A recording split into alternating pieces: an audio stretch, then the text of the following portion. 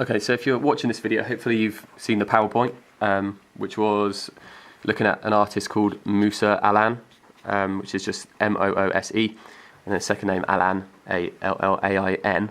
He creates sort of drawings out of chaos. So using a particular media like ink, he'll throw it at a page or wet piece of paper or whatever, it spreads, and then he draws into it once it's all dry, and you get this sort of quite chaotic but sort of quite logical at the same time drawing. So it's very clever.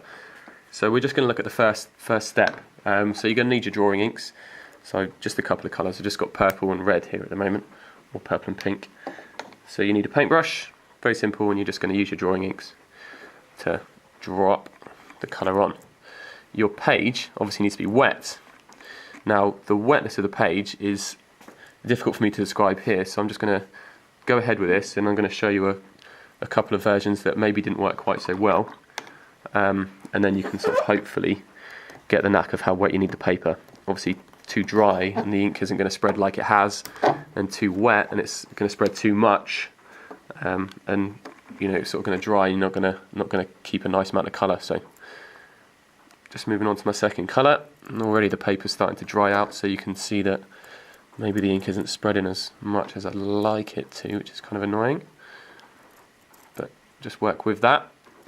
Maybe add a little bit of water to your ink as you splat it like I am there. It's quite wet at the top. You can obviously add that as you go. Okay, so wet piece of paper, with my drawing inks, just dropping it on with a paintbrush. I'm not trying to govern where it goes. It's a bit like Jackson Pollock. You're just letting it do the work. I'm not trying to tell it what to do. The ink's going to fall in random places, and I'm just happy with that. That's perfect. That's exactly what I need. Okay, so that's what you're going to get, and obviously leave that to dry. If you have a hairdryer on a very low sort of power, you can hairdry that, but mind you don't blow the ink all over the place. Finished one looks a lot like this. So this is just my finished. It's all now dry, ready to work into. So that's what I would call a successful one for this particular piece of work. This one, the paper wasn't wet enough, so you can see some of these splodges, so it's still wet. They haven't really gone anywhere. The purple was sort of spread quite nicely, but the pink it's not really gone anywhere. It's not really working for what we need. And the last one, if you were to do this onto dry paper, the ink hasn't gone anywhere. While this is quite interesting to look at, it looks sort of quite pleasing, it's not going to work for what we want to do. So what do we want to do? This is what we want. We've got a lovely sort of random page now, which is what we want.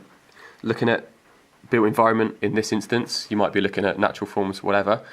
We're going to start to work into this, and we're going to try to see things that maybe aren't there, but we're going to sort of try and tell ourselves they are. So I'm looking for things that happen in an urban environment.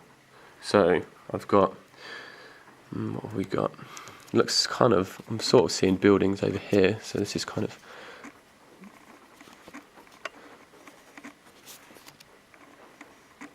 just going to think about how this might go. I kind of got a longer building just here. This almost looks like could have some chimneys, because it kind of looks like we've got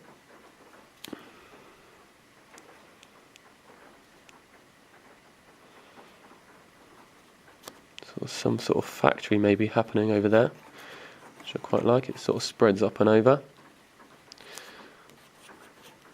so I quite like that. What else have we got going on?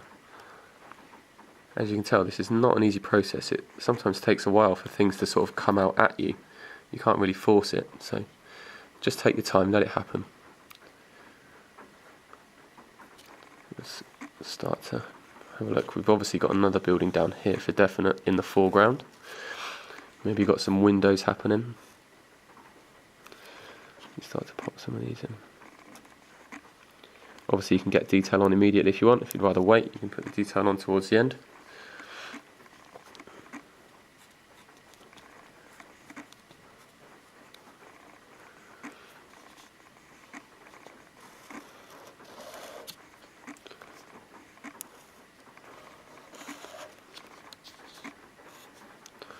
Some lovely shapes happen down here. Start to put some more detail in there. Kind of looks like a tree coming up here, so just get trees in urban environments as well. I'm not opposed to stuff putting that in there, so let's put that in there. Comes down. So you might have lampposts and things like that. And what else have we got? Maybe got another building over here. So all you're doing at this point is just using your pen just to build up these new areas. You're looking for buildings, looking for things that are happening that are interesting. You might have houses in here, you might have high-rise office blocks. This kind of looks more like a much higher rise type thing going on over here. But equally I've maybe got something over here that's maybe a little bit more house-like. At the moment I'm sort of looking quite flat on. I feel like I'm looking into a city, but there's no reason why we can't start to put perspective on this. So we could drop some lines down and really put some form into these things as well. So it doesn't have to be a sort of a flat image. You can give it depth if you want. And obviously as you give it depth, it doesn't matter. This isn't, again, there's no right or wrong. It doesn't matter if your form isn't quite right. So if you choose to give it a 1-point perspective or 2-point, if that goes slightly out, it's not a big deal. If I wanted to make this building have perspective towards this direction, because that's what suited my drawing, the ink comes over here, it makes more sense for my perspective to go this way, then I'm going to do that. You know, like I said, no right or wrong, completely doesn't matter. Let's start to put these things on. Okay, and then we just build that up as we go. So, I mean, this thing, I could spend hours doing this. I'm obviously not going to do that, so I'm going to stop there. That's what you've got. You've got the splattered ink on the wet paper, let it dry, and then when it's dry, you're just looking for things. And like I said, in this case, it's built environment, it's urban stuff, but equally could be natural forms, and that's inspired by Moose Allain. Right, there we go.